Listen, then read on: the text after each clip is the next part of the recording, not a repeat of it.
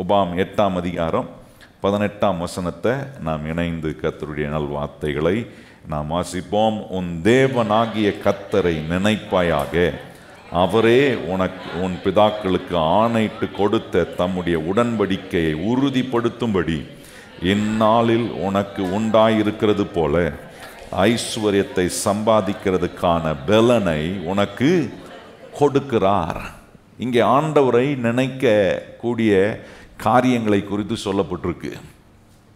நான் சொல்லி கொண்டிருக்கிறது போல தேவனை பல விதங்களில் நாம் நினைக்கிறோம். நம்முடைய தேவைகளில் அவரை நினைக்கிறோம், நம்முடைய இக்கட்டில் அவரை நாம் நினைக்கிறோம், நமக்கு அவர் ரட்சிப்பு கொடுத்தவராய் இருக்கிறார் என்று நினைக்கிறோம், அவர் நம்மளை மன்னிக்கிறவராய் இருக்கிறார் என்பதை நினைக்கிறோம். இதெல்லாம் நல்லது தான். ஆனால் பெரும்பாலான நேரத்தில் நம்மளை கர்த்தர் ஆசீர்வதிக்கிறவர்னு நம்ம நினைக்கிறது இல்லை. கர்த்தர் நமக்கு வேண்டிய பொருளாதார ஆசீர்வாதத்தை சம்பாதிப்பதுக்கான பலனை கொடுக்கக்கூடிய ஒரு தேவன் எனக்கு உடன்படிக்கை பண்ணியிருக்கிறார். என் முப்பிதாக்களுக்கு அதை உடன்படிக்கை பண்ணி உறுதிப்படுத்தி இருக்கிறாரே. இவ்விதமான விதங்களில் கர்த்தரை கிறிஸ்தவ மக்கள் நினைக்கிறது இல்லை. ஆண்டவரை இந்த விஷயத்தில் மாத்திரம் கொஞ்சம் தூரமாக்கிடுறோம். பொருளாதார ஆசீர்வாதம் அதுக்கும் ஆண்டவருக்கும் சம்பந்தம் இல்லை. நம்முடைய தேவைகளில் நமக்கு வேணுமோ அதை கொடுப்பதில் அதில் நம்ம ஒரு மன நிறைவோடு கர்த்தரை நம்ம நினைப்பதில்லை பாருங்க. அதனால தான் வேதம் ரொம்ப அற்புதமாக சொல்லுகிறது, உன் தேவனாகிய கர்த்தரை நினைப்பாயாக, அவரே உனக்கு ஐஸ்வர்யத்தை சம்பாதிக்கிறதுக்கான பலனை கொடுக்கிறவர். வெறும் ஐஸ்வர்யம் மாத்திரமல்ல, எல்லா காரியங்களையும் கொடுக்கிறவர் கர்த்தர் தான். எத்தனை பேர் கை வச்சு சொல்றீங்க? எல்லா நன்மைகளையும் எனக்கு கொடுக்கிறவர் யார் தான்? ஆண்டவர் தான். ஆனால் ஆண்டவர் இந்த ஒரு குறிப்பிட்ட விஷயத்தை நமக்கு இந்த இடத்துல நினைத்து பார்க்கும்படி ஒரு ஆப்பர்ச்சுனிட்டியை ஒரு தருணத்தை கொடுக்குறார். ஆண்டவரை இப்படி நினைங்க, உங்களுடைய தேவைகளை சந்திக்கக்கூடிய தேவன், உங்களுக்கு அற்புதம் செய்யக்கூடிய தேவன் உங்களுக்கு பலனை கொடுக்குறாரு. உங்கள் வாழ்க்கையில் நீங்கள் சம்பாதிக்க வேண்டிய எல்லா பொருளாதார நன்மைகளை சம்பாதிப்பதுக்கான பலனை கொடுக்கக்கூடிய தேவனாக இருக்கிறார். ஒரு இடத்துல சங்கீதக்காரன் சொல்கிறான், என்ன கர்த்தர் என்ன பண்ணுறாருன்னா அவர் தம்முடைய ஆசீர்வாதத்தினால் என்ன நிரப்புகிறாருன்றான். ரொம்ப அற்புதமான வசனம். கர்த்தர் என்ன ஒவ்வொரு நாளும் வேற எந்த பாரத்தினாலும் நிரப்புறவர் இல்லை, அதையும் இதையும் இல்லைன்ற கவலையில் நிரப்புறவர் இல்லை, என்னை தம்முடைய ஆசீர்வாதத்தினால. ஆங்கிலத்தில் ரொம்ப அழகாக count the blessing of the lord over your life. எண்ணி பார்க்கணும் கர்த்தருடைய ஆசீர்வாதங்கள். கர்த்தர் என்னை ஆசீர்வதிக்கக்கூடிய ஒரு தேவனாக இருக்கிறாரே. எப்படி ஆசீர்வதித்தார்? ஆபிரகாம் எப்படி ஆசீர்வதித்தார்? ஆபிரகாமுக்கு எப்படி உடன்படிக்கையை ஆண்டவர் உறுதிப்படுத்தினார்? எப்படி ஆண்டவர் ஆபிரகாமுக்கு எல்ஷடாயாய் சர்வ வல்லவராய் இருக்கிறேன் என்பதை கர்த்தர் காண்பித்து எல்லாவற்றையும் போதுமானதுக்கும் அதிகமான விதத்தில் கர்த்தர் நமக்கு கொடுக்கக்கூடிய தேவனாய் இருக்கிறார். இதெல்லாம் நான் உங்களுக்கு கடந்த நாட்கள் இதெல்லாம் காண்பித்தம் பாருங்க. நிறைய நேரம் நம்ம நினைக்கிறோம் அது பழைய ஏற்பாட்டு, இன்னைக்கு அதுக்கும் நமக்கும் சம்பந்தம் இல்லை. புதிய ஏற்பாட்டு விதத்தில் புதிய ஏற்பாட்டு விசுவாசிகளுக்கு அது பொருந்தாது, கிடையாதுங்க. பைபிள் ஒரு பேலன்ஸ்டான ஒரு வேத புஸ்தகம். எல்லா காலகட்டத்துக்கும் தேவன் சொல்லியிருக்கிற சத்தியங்கள் நமக்கு பொருந்தும். ரொம்ப விசேஷமானது. அது இஸ்ரவேல் மக்களுக்குரிய ஆசீர்வாதம், அது ஆபிரகாமுக்குரிய ஆசீர்வாதம் இல்லை.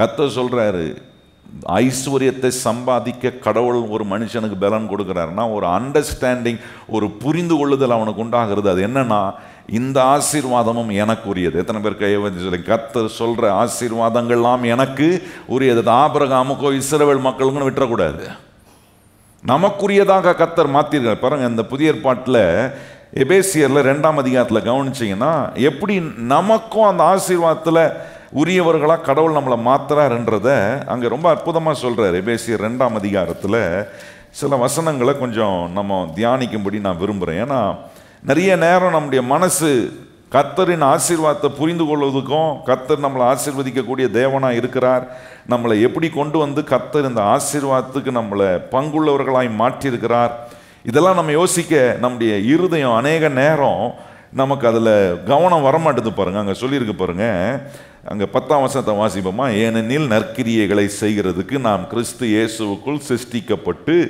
தேவனுடைய செய்கையாய் இருக்கிறோம். அவைகளில் நாம் நடக்கும்படி அவர் முன்னதாக அவைகளை ஆயத்தம் பண்ணி இருக்கிறார். அங்கே ஆனபடினாலே முன்னே மாம்சத்தின்படி புறஜாதிகளாய் இருந்தீர்கள். மாம்சத்தின் கையினால் செய்யப்படுகிற சொல்றார். 12ஆம் வசனம் பாருங்க. அக்காலத்திலே கிறிஸ்துவை சேராதவர்களும் இஸ்ரவேலுடைய காணியாட்சிக்கு புறம்பானவர்களும் வாக்குத்தத்தத்தின்படி உடன்படிக்கைக்கு அந்நியரும் நம்பிக்கை இல்லாதவர்களும் இவ்வுலகத்தில் தேவன் அற்றவர்களுமாய் இருந்தீர்கள் என்று நினைத்து கொள்ளுங்கள். முன்னே தூரமாய் இருந்தீர்கள், நீங்கள் இப்பொழுதோ கிறிஸ்து இயேசுவுக்குள் கிறிஸ்துவின் இரத்தத்தினாலே. என்ன அற்புதமான காரியம் பாருங்க. என்ன சொல்றாரு? முன்னே 12ஆம் வசனம் ரொம்ப காரியங்களை காட்டுது. உடன்படிக்கைக்கு, வாக்கு தத்தத்துக்கு, என்ன எல்லாவற்றுக்கும் நம்ம அந்நியர்களாக இருந்தோம். ஆனால் 13ஆம் வசனம் ரொம்ப அற்புதமாக சொல்லுது, இயேசு கிறிஸ்துவின் இரத்தத்தினாலே நாம் சமீபமாக்கப்பட்டிருக்கிறோம். இது எல்லாம் எதற்கெல்லாம் புறம்பா இருந்தோமோ இப்போ புறம்பானவர்கள் அல்ல. அதான் ஆண்டவர் காட்டுறாரு. முன்ன எல்லாத்துக்கும் புறம்பா இருந்தேன், முன்ன இதுக்கெல்லாம் நான் பாத்திரனா, இதுக்கு என்ன நான் கனெக்ட் பண்ணி பார்க்க முடியுமா அப்படின்னா அதுக்கு ஒரு கேள்விக்குரிய. ஆனால் என்னைக்கு இயேசுவின் மூலமாய் நாம் ரட்சிக்கப்பட்டு இந்த இயேசு கிறிஸ்து நம்மளை அவருடைய பிள்ளையாக என்றைக்கு மாற்றினாரோ அன்னைக்கு ஒன்று நடக்குது. எதுக்கெல்லாம் தூரமாக இருந்தோமோ, எதுக்கெல்லாம் கனெக்ஷனே இல்லாமல் இருந்தனோ, இப்போ இயேசு கிறிஸ்துவின் மூலமாக அந்த காரியத்துக்கெல்லாம் ஒரு கனெக்ஷன் உண்டாகுது. அவருடைய இரத்தத்தினாலே நாம் சமீபமாக்கப்படுகிறோம் என்று வேதம் ரொம்ப அற்புதமாக இங்கே காட்டுகிறது. அப்போ இன்றைக்கு நமக்குள்ள ஒரு நம்பிக்கை இருக்கணும். இல்லை ஆபிரகாமுக்கு சொன்ன ஆசீர்வாதம் ஆபிரகாமுக்கு மாத்திரம் இல்லை, அந்த ஆசீர்வாதம் எனக்கு. இந்த தேவன் என்ன ஆசீர்வதிப்பதுக்கான காரியங்களை கர்த்தர் சொல்லியிருக்கிறார். இதுக்கு நான் என்னை புறம்பாக்கி கொள்ள வேண்டியதில்லை. ஆபிரகாமுடைய ஆசீர்வாதம்லாம் என்னுடைய ஆசீர்வாதம். எத்தனை பேர் கை வச்சு சொல்லுங்க? ஆபிரகாமுடைய ஆசீர்வாதம்லாம் கிறிஸ்து இயேசுவின் மூலமாக என்னுடையதாய் மாறுகிறது. எப்படிப்பட்ட ஒரு கனெக்ஷனை, எப்படிப்பட்ட ஒரு இணைப்புக்குள்ள இந்த ஆண்டவராகி இயேசு கிறிஸ்துவின் மூலமா நம்ம உள்ளே வரோன்றதை கொஞ்சம் யோசிக்கணும். சில நேரம் நம்ம ஆசீர்வாதத்தை பெறறதுக்கு, நம்மளை கர்த்தர் ஆசீர்வதிக்கிறதுக்கு கடவுள் கொடுத்துருக்கிற இஸ்ரவேல் மக்களுக்கு கடவுள் சொன்ன ஆசீர்வாதம், ஆபிரகாமுக்கு சொன்ன ஆசீர்வாதம், இதுக்கெல்லாம் நம்ம பொருந்துவோமா அப்படின்னு நம்ம யோசித்தோம்னா, நான் சொல்றேன், எனக்காக ஜீவனை கொடுத்த இயேசு கிறிஸ்து என்னுடைய ஆண்டவராக மாறினதுனால அந்த ஆசீர்வாதத்துக்கெல்லாம் நான் பாத்திரவானா, அதுக்கு நான் அந்த கனெக்ஷனை கடவுள் எனக்கு உண்டாக்கி கொடுக்குறாரு பாருங்க. அதுதான் இன்னைக்கு நம்ம இந்த காரியங்களை குறித்த ஒரு தெளிவு நமக்கு இல்லைன்னா, இந்த தேவனுடைய ஆசீர்வாதத்துக்கும் எனக்கும் பங்கு இருக்குன்றதை கொஞ்சம் யோசிக்க முடியாமல் போயிடும். யோசிக்க முடியாமல் போகும்போது இந்த தேவ ஆசீர்வாதத்தை அனுபவிக்க முடியாத ஒரு நிலைக்கு நாம் தள்ளப்படுகிறோம்.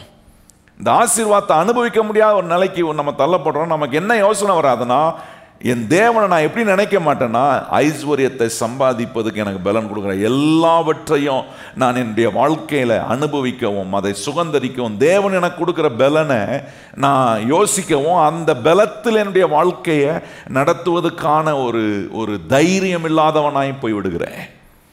நிறைய கிறிஸ்தவங்கிட்ட அந்த தைரியம் தான் இல்லை பாருங்க. நிறைய கேட்பாங்க, நிறைய ஜோம் பண்ணுவாங்க, ஆனால் தைரியம் மாத்திரம் இருக்காது. கர்த்தர் நம்ம கொடுத்துருக்கிற ஆசீர்வாதத்தை நான் தைரியமாக என்னுடையதாக நான் உரிமை பாராட்ட முடியும். இயேசு கிறிஸ்துவின் மூலமாக அந்த ஆசீர்வாதத்துக்கெல்லாம் கர்த்தர் என்ன கொண்டு வந்து கனெக்ட் பண்ணியிருக்கிறாரு. ஏன் அந்த தைரியம் வரமாட்டுதுன்னா, இந்த பாவம் என்ன பண்ணுதுன்னா மனுஷனை அந்த தைரியத்தை இழக்க பண்ணுது. எல்லாத்தையும் ஆண்டவர் ஆபிரகாமை வச்சு ஆரம்பிக்கல பாருங்க, எல்லாமே ஆதாமின் மூலமாக தான் ஆண்டவர் ஆரம்பிக்கிறார். இந்த ஆதாம் எப்படிப்பட்டவனா இருந்தான்னு கொஞ்சம் கவனிக்கணும். ஆபிரகாம் மூலமா ஆசீர்வாதம் வந்துச்சு, ஆபிரகாம் மூலமா உடன்படிக்கையை ஆண்டவர் உறுதிப்படுத்துறாரு. ஆனா இந்த ஆதாமை ஆண்டவர் உண்டாக்கும் போது அவனுக்கு எல்லா காரியங்களையும் கர்த்தர் ஏற்படுத்தி அவனை சில காரியங்களை செய்யும்படி கர்த்தர் நியமித்து வைத்திருந்தார். அவனுக்கு நேராக கர்த்தர் வார்த்தையை கொடுக்கிறார், அவனுக்கு சில வேலைகளை கர்த்தர் கொடுக்கிறார், அவன் கையில ஒரு ஆசீர்வாதத்தை கர்த்தர் கொடுக்கிறார். ஆனா அதை தக்க வைத்து கொள்ளாம போனதுனால இன்னைக்கு எல்லா விளைவுகளையும் மனுஷன் இன்னைக்கு சந்திக்கிறான். இந்த விளைவுகளிலிருந்து நாம் விடுவிக்கப்பட கடவுள் ஆண்டவராகி இயேசு கிறிஸ்து எனக்காக என்ன செஞ்சிருக்கிறார், அவர் என்னை அவருடைய பிள்ளையா மாற்றிருக்கிறார், நான் கடவுள் சொல்ற ஆசீர்வாதத்துக்கு தகுதியாக முடியுன்ற அந்த தைரியம் இல்லாததுனால எப்பவுமே ஒரு அச்சமோ ஒரு தயக்கமோ இன்னைக்கு கிறிஸ்தவ வாழ்க்கையில் இருந்து கொண்டே இருக்கு. பாருங்க என்னெல்லாம் செஞ்சாரு கொஞ்சம் கவனிச்சு பார்க்கணும். இதை வச்சு தான் கொஞ்சம் இன்னைக்கு சில காரியங்கள் உங்களுக்கு காண்பிக்க விரும்புகிறேன். ஆதியாகமம் 3ஆம் அதிகாரம் வாங்க. என்ன பண்ணாரு ஆண்டவர், என்ன சொன்னாரு, அவன் என்ன சொன்னதை செய்யாம போனான், அதனால என்ன விளைவுகள் உண்டானது, அந்த விளைவுகளை மாற்றி அமைப்பதுக்கு என்ன ஆண்டவர் செஞ்சிருக்கிறாரு. நல்லா கவனிங்கள். மனுஷன் கர்த்தர் சொன்னதை செய்யல, அதை மீறி செஞ்சிட்டான். செஞ்சது நிமித்தம் ஆண்டவர் அதை சரி செய்வதுக்கு என்ன பண்ணியிருக்கிறார், அதை அறிந்து கொள்ளும் போது தான் நமக்கு அந்த தைரியம் வரும். கிறிஸ்தவ வாழ்க்கையில தைரியமா கர்த்தர் எனக்கு கொடுத்திருக்கிற ஆசீர்வாதம், கர்த்தர் என் மேல சொல்ற ஆசீர்வாதங்களை நான் தைரியமா நான் உரிமை பாராட்ட முடியும். இந்த தைரியம் நிறைய நேரத்தில் வர்றதில்ல. பாருங்க 17ஆம் வசனம் பாருங்க. ஆதியாகமம் 3ஆம் அதிகாரம் 17ஆம் வசனம். பின்பு அவர் ஆதாமை நோக்கி, நீ உன் மனைவியின் வார்த்தைக்கு செவி கொடுத்து புசிக்க வேண்டாம் என்று நான் உனக்கு விளக்கின விருட்சத்தின் கனியை நீ புசித்தபடினாலே பூமி உன் நிமித்தமாய் சபிக்கப்பட்டு இருக்கும். நீ உயிரோடு இருக்கும் நாளெல்லாம் வருத்தத்தோடு அதன் பலனை நல்ல ஆண்டவர் சொல்ற, நான் சொன்னதை செய்ய வேண்டாம் புசிக்க வேண்டாம் என்று சொன்னதை நீ மீறி செய்தது நிமித்தமாய். நல்லா கவனிச்சு பாருங்க. ஆண்டவர் ஒரு வார்த்தையை அவனுக்கு கொடுத்து ஆண்டவர் சொல்ல, இந்த வார்த்தையை நீ மதிக்கிற வரைக்கும் என்ன நீ எவ்வளவு மதிக்கிறன்றதை நான் அறிந்து கொள்றேன். அதுக்கு தான் ஆண்டவர் சொன்னார், இந்த கனியை புசிக்காத, மற்ற எல்லா கனியும் புசிக்கலாம், தோட்டத்தில் இந்த நடுவில் இருக்கிற நன்மை தீமை அறிகிற கனியை மாத்திரம் நீ புசிக்க. அந்த வார்த்தைக்கு அவன் கீழ்ப்படிஞ்ச வரைக்கும் கடவுள் அவன் கனப்படுத்தினான்.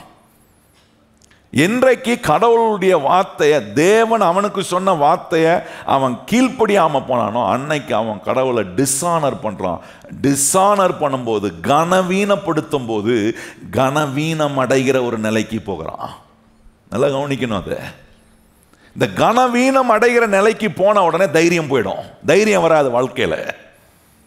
அவன் போய் ஓடி ஒளிந்து கொள்றான் பாருங்க. ஆண்டவர் அவனை தேடி வரும்போது, ஆதாமே என்று சொல்லும் போது அவன் சொல்றான், எங்கே இருக்கிறான் கேட்டா, நான் ஒளிந்து இருக்கிறேன்றான். எங்க போச்சு அந்த தைரியம் அவனுக்கு?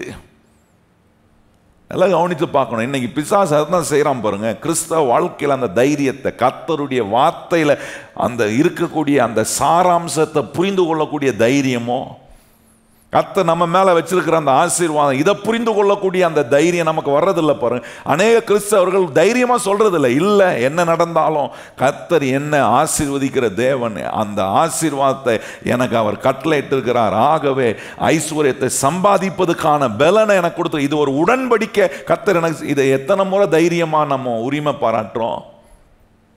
தைரியம் வரமாட்டுதே. காரியங்கள்லாம் நடக்கிறத பார்த்தா ஆப்போசிட்டா இருக்கு. இது எங்கேருந்து தான் தைரியமா சொல்றது? இதெல்லாம் பிசாசுக்கு தெரியும். நம்மளை எந்தெந்த விதத்தில் நம்முடைய சந்தேகத்தை எழுப்பணுமோ, எங்கெங்கெல்லாம் நம்மளை கனவீனப்படுத்தி நம்மள அந்த தைரியத்தை இழந்து போக பண்ணணுமோ அதெல்லாம் பண்றான் பாருங்க பிசாசு. இப்ப என்ன ஆச்சு? ஆண்டவர் சொல்றாரு, நீ வருத்தத்தோட உன் பலனை புசிப்பாய்னா என்ன ஆயிடுச்சு? இப்போ அவன் என்ன செஞ்சாலும் அங்க அது அவன் செய்யறதுக்கு எதிராக ஒன்று வேலை செய்யுது. அதுக்கு முன்னாடி அப்படி இல்லை. பாவம் கர்த்தரை கனப்படுத்தின வரைக்கும் அவனுடைய வாழ்க்கையில் எதிராக எதுவுமே வேலை செய்யல. என்னைக்கு கர்த்தரை கனவீனப்படுத்தினானோ இப்ப எல்லாம் எதிராக வேலை செய்யுது. ஒரு விதையை விதைச்சானா அந்த விதைக்கு எதிராக எதுவுமே வேலை செய்யல அவன் தேவனை கனப்படுத்தின வரைக்கும். ஆனா என்னைக்கு தேவனை கனவீனப்படுத்தி தேவன் புசிக்க வேண்டாம் என்று சொன்னதை புசித்து பாவம் செய்தானோ அன்னைக்கு அவன் எதை விதைச்சாலும் அது கூடவே முள்ளும் குறுக்கும் முளைக்குது. எதிர்த்து அவனுடைய விளைச்சலுக்கு, அவனுடைய விலைக்கு, அவனுடைய உழைப்புக்கு எதிராக வேலை செய்கிற காரியங்கள் அவனுக்கு எதிராக வேலை செய்கிறது. ஏன் நடக்குது? மனுஷன் கடவுளை டிஸ்ஆனர் பண்ணணும், தைரியத்தை இழந்துடுறான். கடவுள் ஆசீர்வதிப்பாரா ஆசீர்வதிக்க மாட்டாரான்னு தெரியல. இது வாய்க்குமா வாய்க்காது, இதில் கை வச்சு நான் செய்கிறேன், இதில் எனக்கு பலன் வருமா, இந்த சந்தேகத்திலே தானே மனுஷன் வேலை செய்கிறான். நீ யோசித்து பாருங்க. ஒரு வேலைக்கு போறீங்க, ஒரு காரியத்தை செய்யணும், என்ன தைரியம் வருது? இது ஒருவேளை ஒர்க் அவுட் ஆகாம போயிடுச்சுன்னா இன்னைக்கு அந்த எண்ணம் எங்க இருந்து வருது? முள்ளும் குறுக்கும் அந்த எண்ணத்தை கொடுக்குது. ஆனா இந்த முள்ளும் குறுக்கும் முளைக்கிறதுக்கு முன்னாடி இந்த எண்ணமே வரவே இல்லையா ஆதாமுக்கு. அவன் விதைக்கிறான், நல்லது வரும், நல்ல விளைச்சல் வரும்ன்றத நம்பிக்கை தானே இருந்துச்சு. இப்ப இந்த விதமான எண்ணங்களை உடைப்பதுக்கு இந்த எதிர்த்து வேலை செய்கிற ஒரு எண்ணம் இருக்கு பாருங்க. கர்த்தர் உன்னை செய்ய நினைக்கிறதுக்கு எதிர்த்து வேலை செய்கிற ஒரு எண்ணம் இருக்கு பாருங்க. அதை உடைப்பதுக்கு அந்த எண்ணம் தான் என்ன பண்ணுதுன்னா மனுஷனை தைரியம் இல்லாதவனாய் மாற்றி விடுகிறது. நல்லா கவனிக்கணும் நான் சொல்றத, சிந்திச்சு பாருங்க. ஒரு காரியத்தை செய்றீங்க, அதுக்கு எதிராக ஒரு காரியம் உங்களுக்கு ஒரு எண்ணம் உள்ள வருதுன்னா அது காரணம் என்ன? உலகத்தில் இந்த உலகம் சாபமோ என்ன நிறைந்த உலகம், அது என்ன பண்ணுது? முள்ளையும் குறுக்கையும் முளை. எப்படி முள்ளையும் குறுக்கையும் நமக்கு முளைக்க பண்ணுதுன்னா இப்படி எதிரான எண்ணங்களை நமக்குள்ள உண்டாக்கி.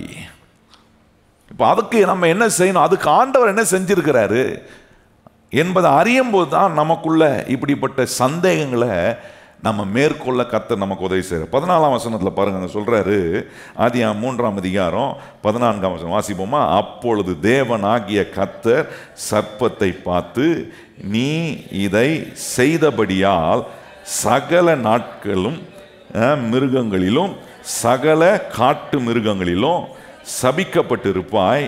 நீ உன் வயிற்றினால் நடந்தும் உயிரோடு இருக்கும் நாளெல்லாம் மண்ணை தின்பாய். 15ஆம் வசனம், உனக்கும் ஸ்திரீக்கும் உன் வித்துக்கும் அவள் வித்துக்கும் பகையை உண்டாக்குவேன். அவர் உன் தலையை நசுக்குவார், நீ அவர் குதுங்காலை நசுக்குவாய் என்றார். நல்லா கவனிச்சு, இங்க ஒரு வாக்குத்தத்தம் வருது. இப்போ தவறு செஞ்சிட்டான், ஆண்டவரை கனவீனப்படுத்திட்டான் கர்த்தர். ஆனாலும் பாருங்க, அந்த காரியத்தை சரி செய்வதற்கான ஒரு வேலையை கர்த்தர் செய்கிறார், வாக்குத்தத்தத்தை கொடுக்கிறார். அந்த வாக்குத்தத்தம் என்ன? ஆண்டவர் சொல்றார் அந்த இடத்துல, அவர் உன் தலையை நசுக்குவார். எந்த பிசாசு சாபத்தை கொண்டு வந்து முள்ளையும் குறுக்கையும் உண்டாக்கி தேவனை கனப்படுத்துகிறத நம்ம வாழ்க்கையில கனவீனப்படுத்தக்கூடிய வேலையை செய்தானோ, இப்போ ஆண்டவர் சொல்றாரு அதை உடைப்பதுக்கு அவர் உன் தலையை நசுக்குவார். அப்படின்னா இங்க என்ன சொல்றாரு? வரப்போகிற ரட்சகரை குறித்த முதல் அறிவிப்பே ஆண்டவர் ஆதியாகமத்திலே சொல்லிட்டாரு. நல்லா கவனிச்சு பாருங்க.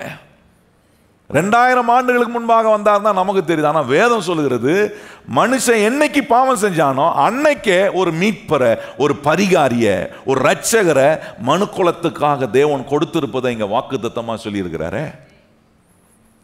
இந்த மீட்பரை நம்ம அறியதான் நமக்குள்ள தைரியம் வரும். சொல்லுங்க, இந்த ரட்சகரை அறிய எனக்கு என்ன வருது? தைரியம் வந்துடும் பாருங்க. இதை அறிவிக்கிற அறிவிப்பு தான் ரொம்ப முக்கியமானது. இதை அறிந்து கொள்ற விஷயம் தான் நம்முடைய வாழ்க்கையில் ரொம்ப விசேஷமானது. லூக்கா சுவிசேஷம் 4ஆம் அதிகாரம் அதை அறிவிக்குது. இங்கே வேதம் 3ஆம் அதிகாரம் ஆதியாகமம் 3:14 சொல்லியிருக்க, அவர் உன் தலையை நசுக்குவார். அந்த அவர் யார்? அவர் தான் ரட்சகர். அவர் என்ன செய்வார் என்பதை நம்ம அறியும் போது தான் நான் சொல்றேன், இந்த தேவன் என்னை ஆசீர்வதிக்கிறார், ஐஸ்வர்யத்தை சம்பாதிக்க கர்த்தர் எனக்கு பலன் கொடுக்கிறார் என்பதை நான் உணர்ந்து இவ்விதமா நான் கர்த்தரை நினைக்க முடியும். அதுல எந்த சந்தேகம் பட வேண்டியதில்லை. கர்த்தரை இப்படி நான் யோசிக்கிறது ஒன்றும் தப்பு கிடையாது. இன்னைக்கு நிறைய கிறிஸ்தவங்களும் அது ஒரு பெரிய தப்பாவே நினைச்சுக்கிறான். கர்த்தரை ஐஸ்வர்யம் சம்பாதிக்கிறதுக்கு எனக்கு பலன் கொடுக்கிறவர் நினைச்சா ஐயோ தப்பு போல இருக்குன்னு நினைக்கிறான். கிடையாதுங்க, ஆண்டவர் தான் உங்களுக்கு பலன் கொடுக்குறார். எத்தனை பேர் சொல்றீங்க கர்த்தர் தான் எனக்கு பலன் கொடுக்குறார்? அவர் பலன் கொடுக்கறத நான் நினைக்கிறது தப்புனா, எனக்கு சம்பாதிப்பதுக்கு பலன் கொடுக்குற அவர் நான் நினைப்பது தப்புனா, அப்புறம் என்னதான் நான் யோசிக்கிறது? கொஞ்சம் யோசிச்சு பாருங்க, எங்கன்னு தான் தைரியம் வரும் எனக்கு? லூக்கா 4ஆம் அதிகாரம் பாருங்க, அவர் உன் தலையை நசுக்குவார்னு சொல்லியிருக்க. அந்த அவர் என்ன செஞ்சிருக்கிறார் என்பதை நாம் அறியும் போது தான் நமக்குள்ள சந்தேகங்கள்லாம் வெளியே போய் மிகப்பெரிய ஒரு தைரியம் வரும் பாருங்க. சொல்லியிருக்கு லூக்கா 4ஆம் அதிகாரம் 18ஆம் வசனம், அவர் உன் தலையை நசுக்குவார். அந்த அவர் யார்? இயேசுநாதர், இரட்சகராய் மனுக்குலத்துக்காக வந்த ஒரு தெய்வம் என்ன செய்யறார் பாருங்க. 18ஆம் வசனம் வாசிப்போமா? கர்த்தருடைய ஆவியானவர் என்மேல் இருக்கிறார், தரித்திரருக்கு சுவிசேஷத்தை பிரசங்கிக்கும்படி என்னை அபிஷேகம் பண்ணினார், இருதயம் நொறுங்குண்டவர்களை குணமாக்கவும், சிறைப்பட்டவர்களுக்கு விடுதலையும், குருடருக்கு பார்வையும் பிரசித்தப்படுத்தவும், நொறுங்குண்டவர்களை விடுதலையாக்கவும். நல்ல கவனிங்க, என்ன சொல்லி இருக்கு? ஆண்டவர் சொல்றாரு, கர்த்தருடைய ஆவியானவர் என் மேல் இருக்கிறாரு, அவர் உன் தலையை நசுக்குவார் என்று சொன்ன கிறிஸ்துவின் மேல இந்த இரட்சகர் என்ன செய்கிறார்? இந்த காரியத்தை நிறைய கிறிஸ்தவம் அறிஞ்சுகிறது அல்ல. கிறிஸ்து என்ன பண்றாருன்னா, அங்க சொல்லியிருக்கு, கர்த்தருடைய ஆவியானவர் மேல் இருக்கிறார், தரித்திரருக்கு சுவிசேஷத்தை பிரசங்கிக்கும்படி என்னை அபிஷேகம் பண்ணியிருக்கிறார். நல்ல கவனிங்க, தரித்திரத்தை நீக்க. ஏன் ஐஸ்வர்யத்தை சம்பாதிக்க கர்த்தர் பலன் கொடுக்கிறாருன்னா, அந்த பலன் இருந்தாதான் இந்த உலகத்தில் இருக்கிற சாபத்துக்கும் தரித்திரத்துக்கும் என் வாழ்க்கையை நான் விலக்கி காக்குவதுக்கு. இங்கே சொல்லியிருக்கிற வார்த்தை கவனிச்சு பாருங்க, தரித்திரருக்கு சுவிசேஷத்தை பிரசங்கிக்கவும் கர்த்தருடைய ஆவியானவர் என்னை அபிஷேகம் பண்ணியிருக்கிறார். நீங்கள் நிறைய நேரம் அப்படி யோசிக்கிறது இல்லை. தரித்திரத்தை மாற்றுறதுக்கு இயேசுவால் மாத்திரம் தான் முடியும். கையை வைத்து சொல்லுங்க, நம்முடைய வாழ்க்கையில் இருக்கிற தரித்திரத்தையும் குறையும் மாற்றுறதுக்கு யாரால மாத்திரம் தான் முடியும்? இயேசு. உங்கள் உழைப்பினால் அதை மாற்றிட முடியாது. நான் கஷ்டப்பட்டு உழைக்கிறேன், நான் இரவும் பகலும் உழைக்க போகிறேன், உழைச்சி என் கஷ்டத்தெல்லாம் நீக்க போகிறேன், தரித்திரத்தெல்லாம் மாற்ற போகிறேன். நான் ட்ரை பண்ணி பாருங்கள். எவ்வளோ நேரம் நீங்கள் உழைச்சாலும் உங்கள் தரித்திரம் உங்களை விட்டு போகிறதுக்கு வாய்ப்பு இல்லை. ஏன்னா தரித்திரத்தை நீக்க வல்லமை உள்ளவர் நம்முடைய இரட்சகராகி அவர் தான் சொல்றார், அவர் உன் தலையை நசுக்குவார்னு அன்னைக்கே சொன்னார் பாருங்க. இன்னைக்கு நிறைய நேரம் அப்படி யோசிக்கிறது இல்லை. ஆண்டவர் தரித்திரத்தை நீக்கிற தேவனா இருக்கிறாரு, நம்முடைய குறைகளை நீக்கிற கர்த்தரா இருக்கிறாரு. அப்படி யோசிக்கிறதே இல்லை. தரித்திரத்தை நீக்கிறாரு, பார்வை இல்லாதவனுக்கு பார்வை கொடுக்கிறாரு, நொறுங்குண்ட இருதயத்தை அவர் தேற்றுகிறாரு, வியாதியை சுகமாக்குறாரு. அதுல முதல் சொல்லப்பட்டிருக்கிறது தரித்திரருக்கு சுவிசேஷத்தை சொல்ல. இன்னைக்கு தரித்திரம் ஒரு பெரிய பிரச்சனை பாருங்க. இன்னைக்கு அந்த முள்ளம் குறுக்க முளைக்கும் போது ஆசீர்வாதத்தை நம்முடைய வாழ்க்கையில் அனுபவிக்க முடியாம சாபம் உள்ள சாபம் தரித்திரமான ஒரு நிலையை மனுஷனுடைய வாழ்க்கைக்குள்ள உண்டாக்கிறது. எண்ணங்கள் தரித்திரமாகுது, பொருளாதாரத்தில் என்ன தரித்திரமான நிலைக்குள்ள போகிறோம், பலன் வர மாட்டுது, அது ஒரு தரித்திரம். உழைக்கிறேன், பல மணி நேரம் உழைக்கிறேன், அந்த உழைப்புக்கான பலன் வரலன்னு நான் சொல்றேன், அது ஒன் கைண்ட் ஆஃப் பாவர்ட்டி. ஆண்டவர் சொல்றார், எல்லா வகையான தரித்திரத்தையும் உடைப்பதுக்காக கர்த்தருடைய ஆவியானவர் என்னை அபிஷேகம் பண்ணி இருக்கிறார் என்று இங்கே இயேசுநாதரை பொருள்படுத்தி சொல்லப்பட்டிருக்க. நல்லா கவனிச்சு பாருங்க. இயேசுநாதரிடத்தில் வந்த பெரும்பாலான மக்கள் நொறுங்குண்டவர்களும் வியாதிப்பட்டவர்களும் தரித்திர நிலையில் இருந்தவங்க தான் வந்தாங்க. அவர்களெல்லாம் கர்த்தர் விடுதலை பண்ணாரே. அப்போ அவருடைய கிறிஸ்து மீட்பராக அறிமுகமாகப்பட்ட இந்த இயேசு கிறிஸ்து என்ன செய்கிறார்னா, மனுஷனுடைய வாழ்க்கையில் இருக்கிற தரித்திரத்தை உடைக்கிறார். கையை வயது சொல்லுங்க, என் வாழ்க்கையில் இருக்கிற எல்லா தரித்திரத்தையும் கர்த்தர் இந்த இரட்சகராகிய இயேசு எனக்குள்ள இருந்து அவர் என்ன பண்றார், அதை உடைக்கிறார், அதை அகற்றார் நம்முடைய வாழ்க்கையை விட்டு. ரொம்ப முக்கியம் பாருங்க.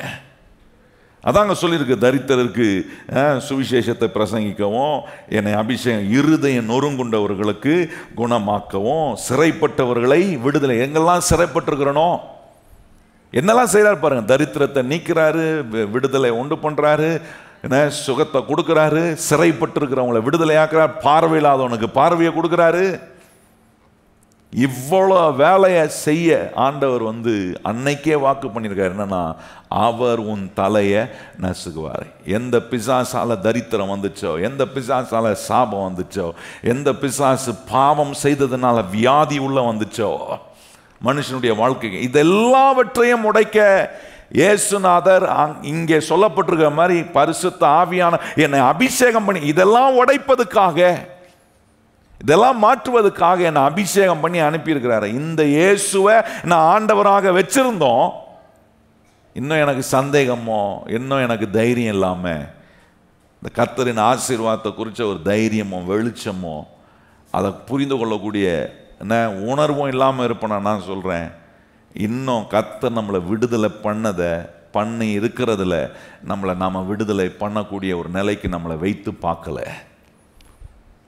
சொல்லிட்டு சொல்கிறேன். அடுத்தது சொல்கிறாரு பாருங்க, அடுத்த வசனம் ரொம்ப அற்புதமாக இருக்கு. சொல்கிறாரு, விடுதலை பண்ண, தரித்திரத்திலிருந்து விடுதலை பண்ண, வியாதியிலிருந்து விடுதலை பண்ண, எல்லா குறைபாடிலிருந்து நம்மளை விடுதலை ஆக்க, எதெல்லாம் சிறைப்பட்டிருக்கிறோமோ அதெல்லாம் விடுதலை பண்ண, கர்த்தர் தம்முடைய குமாரனை இயேசு கிறிஸ்துவை நமக்காக அனுப்பியிருக்கிறார். அடுத்து சொல்றார் பாருங்க 19ஆம் வசனம், கர்த்தருடைய அனுக்கிரக வருஷத்தை பிரசித்தப்படுத்தவும் என்னை அனுப்பினார் என்று எழுதியிருக்கிற இடத்தை அவர் கண்டு. நல்லா கவனிங்க, கர்த்தருடைய அனுக்கிரக வருஷத்தை பிரசித்தப்படுத்தவும்.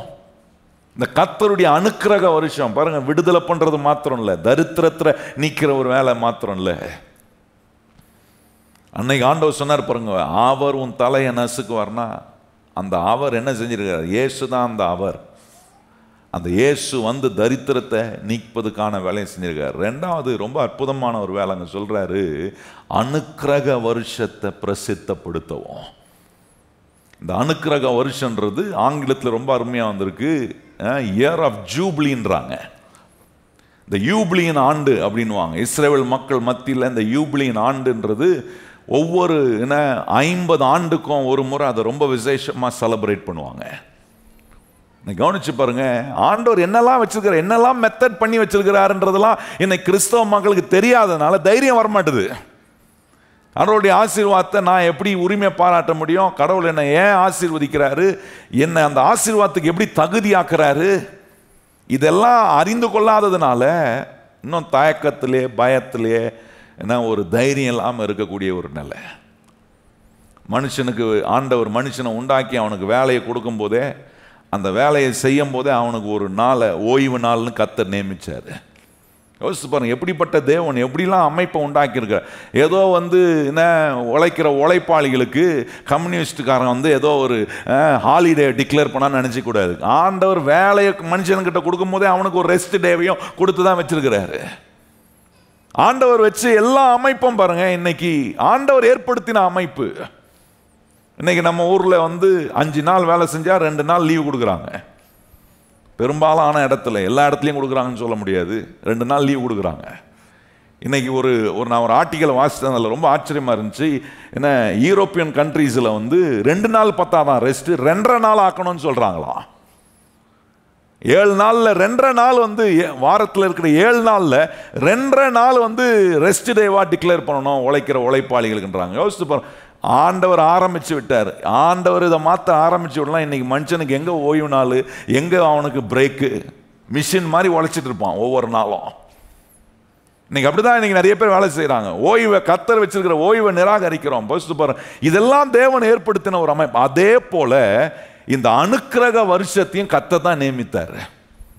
ஏன் நியமித்தார்னா காரணமாக தான் செய்கிறார். அதை இந்த இயர் ஆஃப் ஜூப்ளின்றது நீங்கள் கவனிச்சு பாருங்க, இஸ்ரேல் மக்கள் மத்தியில் இது ரொம்ப விசேஷமாக கொண்டாடும். அந்த ஒரு பெரிய கொண்டாட்டம் அவங்களுக்கு. அந்த இயர் ஆஃப் ஜூப்ளினா அவங்களுக்கு தெரியும், நம்ம எதெல்லாம் இழந்து போனோமோ அதெல்லாம் திருப்பி கொள்ளலான்ற ஒரு காரியம் அவங்களுக்கு தெரியும். அதனால தான் அவங்க அந்த இயர் ஆஃப் ஜூப்ளியை ரொம்ப விசேஷமாக செலிப்ரேட், எவ்ரி 50 இயர்ஸ் ஒன்ஸ் அதை செலிப்ரேட் பண்ணுவாங்க. அந்த 50 இயர்ஸ் ஒன்ஸ் செலிப்ரேட் பண்ணும்போது என்ன அர்த்தம்னா, சொல்கிறாங்க, ஒருவேளை கஷ்டப்பட்டு கஷ்டத்து நிமித்தமாக தான் இடத்த யாருக்காவது அடமானம் வச்சு யாருக்கிட்டையாவது கடனாளி ஆனானா, அந்த கடனாளி என்ன செய்யலான்னா, கடன் கொடுத்தவன் கடன் வாங்கினவனை அந்த 50 ஆண்டு அவங்ககிட்ட எவ்வளோ வாங்கின முடியுமோ வாங்கிக்கலாம். ஆனால் அந்த 50ஆவது ஆண்டு என்ன செய்யணும்னா, கடன் கொடுத்தவன் கடன் வாங்கினவனுக்கு அவனுடைய நிலத்தையும் அவனுக்கு உண்டான எல்லாத்தையும் திருப்பி கொடுக்கணுமா. கர்த்தர் வச்சிருக்கிற மெத்தடுங்க. அதனால இந்த இஸ்ரேல் மக்கள் சொல்லுவாங்களாம், என்ன சொல்லுவாங்கன்னா, தங்களுடைய பிள்ளைகளுக்கு தங்கள் தலைமுறைக்கு சொல்லுவாங்களாம், மறந்துடாத நம்முடைய இடம் நம்முடைய சொத்து இதெல்லாம் இன்னைக்கு இன்னொருத்தன் கையில் இருக்கு. ஆனால் கடவுள் நமக்கு இயர் ஆஃப் ஜூப்ளியை கர்த்தர் இந்த யூப்ளியின் ஆண்டு ஒன்று வச்சிருக்கிறார். அந்த யூப்ளியின் ஆண்டு வரும்போது எல்லாத்தையும் நம்ம திருப்பி கொள்ளலாம். தாங்க தலைமுறைக்கு தங்க பிள்ளைகளுக்கு சொல்லிட்டு வருவாங்களா, இதெல்லாம் அவன் கையில் இருக்கு, அவன் வச்சிருக்கிறான், நம்ம இதெல்லாம் நம்ம கைக்கு வர்றதுக்கு கர்த்தர் ஒரு நேரத்தை வச்சிருப்பாரு. அந்த நேரம் அவங்களுக்கு வரும்போது ஒரே கொண்டாட்டம், ரிஜாய்சிங்னா அப்படி ஒரு களி கூறுதல் அவங்களுக்கு உண்டாகும். ஏன்னா அவங்களுக்கு தெரியும், இத்தனை வருஷமாக நம்ம கையில் இல்லாதெல்லாம் கடவுள் மறுபடியும் நம்ம கைக்கு கொடுக்கும்படி கர்த்தர் நியமித்திருக்கிற இந்த யூப்ளியின் ஆண்டை கர்த்தர் இஸ்ரவேல் மக்கள் மத்தியில் ஏற்படுத்தினார். இன்னைக்கு யோசித்து பாருங்க, ஒவ்வொரு நாடும் கர்த்தர் ஏற்படுத்தின இந்த யூபிலியினுடைய மெத்தடை ஒவ்வொரு நாட்டும் கை கொண்டுச்சுன்னா, நான் சொல்றேன், எந்த மனுஷனும் எந்த தலைமுறையும் தங்களுக்குரியதை அவர்கள் இழந்து போவதுக்கு வாய்ப்பே இல்லை. இன்னைக்கு நிறைய பேர் தங்களுடைய சொத்தை இழந்து போறாங்க, தங்களுடைய செல்வத்தை இழந்து போறாங்க. யோசிச்சு திருப்பி கொள்ளவே முடியல. எத்தனையோ பேர் சொல்ல நான் கேட்டுக்கிறேன், நாங்கள் அங்கே இங்கே இருந்தோங்க, இந்த இடத்த வித்துட்டோங்க, இன்னைக்கு வாங்கணும்னு நினச்சா கூட நாங்கள் வாங்க முடியலங்க, எங்கள் இடம் தாங்க, இன்னைக்கு எத்தனையோ கோடி போதுங்க, நாங்கள் கொடுக்கும்போது வெறும் ஆயிரங்களுக்கு தான் கொடுத்தோம், எங்ககிட்ட இருந்து வாங்கினவங்க சில லட்சத்துக்கு தான் வாங்கினாங்க, ஆனால் இன்னைக்கு அவங்க கிட்ட இருந்து நாங்கள் திருப்பி வாங்கணும்னா பல கோடிகளை கொடுக்க வேண்டியது, எப்படி நாங்கள் திருப்பி கொள்றதுன்றாங்க. திருப்பி கொள்ளவே முடியல.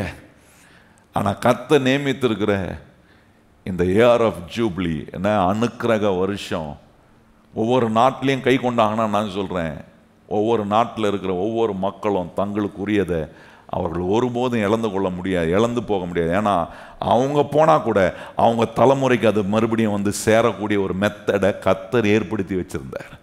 எப்படிப்பட்ட தேவனை நமக்கு இரட்சகராக கொடுத்துருக்கிறாரு கொஞ்சம் யோசித்து பார்க்கணும். இஸ்ரவேல் மக்களுக்கே தங்களுடைய அவங்க இழந்து போகாதபடிக்கு இந்த அனுக்கிரக வருஷம் அதுதான், எல்லாவற்றையும் அவங்க திருப்பி கொள்றாங்க. 50 ஆண்டு அவன் கையை விட்டு போனதெல்லாம் அந்த 50 ஆண்டுல ஒரு முறை செலிப்ரேட் பண்ற அந்த இயர் ஆஃப் ஜூப்ளில அவனுக்கு தெரியும், எதெல்லாம் நம்மளை விட்டு போச்சு அதெல்லாம் நம்ம திருப்பி கொள்ளலாம், நமக்குரியதான் மாறும்ன்றது அவங்களுக்கு தெரியும். காத்துட்டு இருப்பாங்களாம். வேதத்தில் நீங்கள் வாசின சில இடத்துல காத்து கொண்டு இருப்பாங்க ஜனங்க, எப்போ இந்த இயர் ஆஃப் ஜூப்ளி வரும், எப்போ இந்த இயர் ஆஃப் இந்த அனுக்கிரக வருஷம் வந்துச்சுன்னா நம்ம எல்லாத்தையும் திருப்பி கொள்ளலாமே. இயேசுநாதர் அதை தான் அறிவிக்க வந்தார். அதனால நீங்க 19ஆம் வசனம் சொல்லியிருக்கு பாருங்க, என்ன சொல்லியிருக்கிறாரு? கர்த்தருடைய அனுக்கிரக வருஷத்தை பிரசித்தப்படுத்தும். கர்த்தருடைய அனுக்கிரக வருஷம், கர்த்தர் இப்படி அனுக்கிரக வருஷத்தை இப்படி ஒவ்வொரு நாளும் யோசிச்சு பாருங்க. 50 வருஷத்துக்கு ஒரு வாட்டி உங்களுக்கு என்ன பிரயோஜனம்? ஹலோ, 50 வருஷத்துக்கு ஒரு வாட்டி வரணும், நீங்க என்ன வாங்கிருப்பீங்க? இப்பயே உங்களுக்கு 50 வயசுனா அடுத்த 50 வருஷம் 100 வயசு வரைக்கும் நீங்க இருக்கணுமே. 100 வயசுல நான் என்னத்த பண்ண போறேன் 100 வயசுல வச்சுக்கிட்டு அப்படின்னு நம்ம முழிப்போம். இன்னைக்கு ஆண்டவர் சொல்றாரு, இயேசு கிறிஸ்துவின் மூலமா ஆண்டவர் எப்படி மாத்திட்டாருன்னா, அந்த டியூரேஷனை எப்படி மாத்திட்டாருன்னா, ஒவ்வொரு நாளும் கர்த்தர் நமக்கு அனுக்கிரக வருஷமாக கர்த்தர் மாட்டி, இன்னைக்கு நான் அனுபவிக்கலாம், இன்னைக்கு அனுபவிக்கலாம், நாளைக்கு நான் அனுபவிக்கலாம். அதுதான் நமக்கு கிடைச்சிருக்க புதிய ஏற்பாட்டு விசுவாசிகளுக்கு இயேசு கிறிஸ்துவை ஆண்டவராக வைத்திருக்கிற தேவ பிள்ளைகளுக்கு கிடைத்திருக்கிற ஒரு பெரிய பாக்கியம் என்னன்னா, ஒவ்வொரு நாளும் நான் இந்த அனுக்கிரக வருஷத்தை என் வாழ்க்கையில செலிப்ரேட் பண்ணலாம். நான் கவலைப்பட வேண்டியதில்லை. நான் இழந்ததெல்லாம் எனக்கு திருப்பி கொடுக்கக்கூடிய ஒரு அற்புதமான தேவனை நான் ஆராதிக்க, அவர் எனக்கு பலன் கொடுக்கிறார். இழந்ததை நான் திருப்பி கொள்ளும்படி கர்த்தர் எனக்கு பலன் கொடுக்கிறாரு. நீ ஒருவேளை வாழ்க்கையில சில காரியங்களை இழந்து வந்திருக்கலாம். இன்றைக்கு ஆண்டவர் உங்களை பார்த்து சொல்றார், உனக்கு நான் அனுக்கிரக வருஷத்தை பிரசித்தப்படுத்துகிற தேவனா இருக்கிறேன். அப்படின்னா நான் உனக்கு நீ இழந்து போனதெல்லாம் திருப்பி கொள்ளக்கூடிய பலனை கர்த்தராகிய நான் உனக்கு கொடுக்கிறேன். இதை நம்ம நம்பணும். இந்த தைரியம் வரணும் பாருங்க. எப்பயோ வரும், எப்பனா நடக்கும். இந்த குழுக்கள் முறையில் போட்டு நம்மளை என்னைக்காவது குலுக்கி எண்ணிக்கை எடுக்கிறாங்களோ, நிறைய பேர் அப்படித்தான் இருக்கிறாங்க. நிறைய கம்பெனிஸில் இந்த என்ன வெளிநாட்டுக்கு போகிற வாய்ப்பு கிடைக்கிறதுக்கு, வெளிநாட்டில் இருக்கிற ப்ராஜெக்ட் போகிறதுக்கு என்ன பண்ணுவாங்க, குழுக்கள் முறையில் எடுப்பாங்களாம். அது மாதிரி கர்த்தர் என்னைக்கு நம்மளை குலுக்கி எடுக்கிறாரோ கிடையாதுங்க. உங்களை என்னைக்கு குலுக்கி எடுத்து நீங்கள் என்னைக்கு வெளியே அதுதான் ஆண்டவர் சொல்லிட்ட, உன்னை குலுக்கியும் எடுக்க போகிறதில்ல, யாரும் உன்னை என்ன அள்ளிட்டு போகிறதுக்கும் விட போகிறதில்ல, நானே உனக்கு அனுக்கிரக வருஷத்தை சொல்லுகிற விடுதலை கொடுக்கிற தேவனா உனக்குள்ளே இருக்கிறேன். ஒவ்வொரு நாள் நீ அதை அனுபவிக்கலாம். யோசித்து பாருங்க. இப்படிப்பட்ட விதத்தில் கர்த்தருடைய அன்பை நம்ம ருசி பார்க்க, இப்படி கிறிஸ்து எனக்கு இருக்கிறாருன்னு தெரிஞ்சாதாங்க தைரியம் வரும். எனக்கு கிறிஸ்து ஒவ்வொரு நாளும் அனுக்கிரக வருஷத்தை, அனுக்கிரகத்தை அறிவிக்கிற தேவனா என் கூட இருக்கிறார். இன்னைக்கு இருக்கிறாரு. நாளைக்கு எனக்கு ஒரு நாளை கொடுத்தான். நாளைக்கு எனக்கு தேவன் கொடுக்குற நாளில் கர்த்தர் எனக்கு அனுக்கிரக வருஷத்தை பிரசித்தப்படுத்துகிறவராக இருக்கிறாரு. இப்படி செலிப்ரேட் பண்ணணும் ஆண்டவரை. இப்படி நீங்க செலிப்ரேட் பண்ணி இப்படி யோசிக்க ஆரம்பிச்சீங்கன்னா தைரியம் வரும். வாழ்க்கையில எதை ஃபேஸ் பண்ணதுக்கும் தைரியம் இருக்கும். ஒரு நாளும் பயந்துட்டு நான் ஆசீர்வதிக்கப்படுவேன்னா, கர்த்தர் என்ன ஆசீர்வதிப்பா, இந்த சந்தேகத்தெல்லாம் விட்டுட்டு இல்லை இல்லை இல்லை, எனக்காக அனுக்கிரக வருஷத்தை பிரசித்தப்படுத்துகிற தேவன் இன்னைக்கு செய்வார். ஒவ்வொரு நாளும் கர்த்தர் எனக்கு வச்சிருக்கிற அனுக்கிரக வருஷத்தை நான் அனுபவிக்கக்கூடியவனாக இருக்கேன். ஆபிரகாமுடைய ஆசீர்வாதத்தை அனுபவிப்பேன், இஸ்ரவேல் மக்களுக்கு சொல்லியிருக்கிற ஆசீர்வாதத்தை அனுபவிப்பேன். தேவன் அவர்களோடு செய்த உடன்படிக்கை இன்றைக்கும் என்னோட அவர் உடன்படிக்கை செஞ்சிருக்கிறார். இந்த இயேசு கிறிஸ்து எனக்கு அனுக்கிரக வருஷத்தை பிரசித்தப்படுத்துகிற தேவனா எனக்கு கூட இருக்கிறார். எப்படிப்பட்ட ஒரு இரட்சகர்! இந்த இரட்சகரை குறித்து தான் ஆதியாகமம் 3:14-15 சொல்லியிருக்கு, அவர் உன் தலை என. பிசாசு சொல்றாரு, என்னென்னலாம் நீ ஜனங்கிட்ட இருந்து எடுக்கணும்னு நினைச்சியோ, என்னைக்கு என்னுடைய பிள்ளைகள் நான் அவர்களுக்கு அனுக்கிரக வருஷத்தை பிரசித்தப்படுத்துகிற தேவனாக, அவருடைய தரித்திரத்தை நீக்கிற தேவனாக இருக்கிறேன் என்பதை என்னைக்கு நான் மனசார இதை நான் புரிந்து என் வாழ்க்கையில உரிமை பாராட்டுறேனோ, அன்னைக்கு கர்த்தர் சொல்றார், நிச்சயமா கர்த்தராகிய தேவன் நம்முடைய வாழ்க்கையில் எதிராக எழும்புகிற சாத்தானை நம்ம காலின் கீழே போட்டு நசுக்கிற அதிகாரத்தை கர்த்தர் நமக்கு கொடுத்து வச்சிருக்கிற. அதை நான் உபயோகப்படுத்தும் போது தான் அந்த தைரியமே வரும்.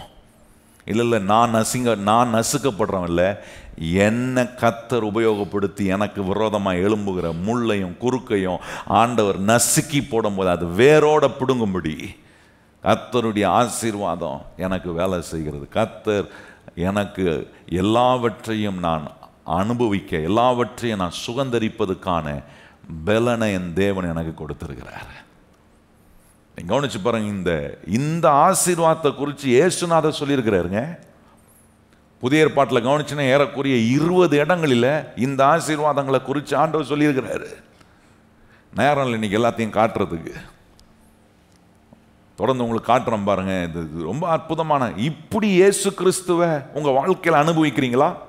இப்படி இயேசு கிறிஸ்துவை யோசிக்கிறேன்னா, என் பிரச்சனை நேரத்தில் எனக்கு அனுக்கிரக காரியத்தை, அனுக்கிரக வருஷத்தை டிக்ளேர் பண்றவராக இருக்கிறார். இன்னைக்கு ஒரு கஷ்டம்னா நான் ஆண்டவர் எனக்கு நான் எப்படிப்பட்டவராக இருப்பார்னா, இன்னைக்கு இப்போ இந்த நிமிஷத்துல எனக்கு அனுக்கிரக வருஷத்தை பிரசித்தப்படுத்துகிற தேவனாக இருக்கிறார்.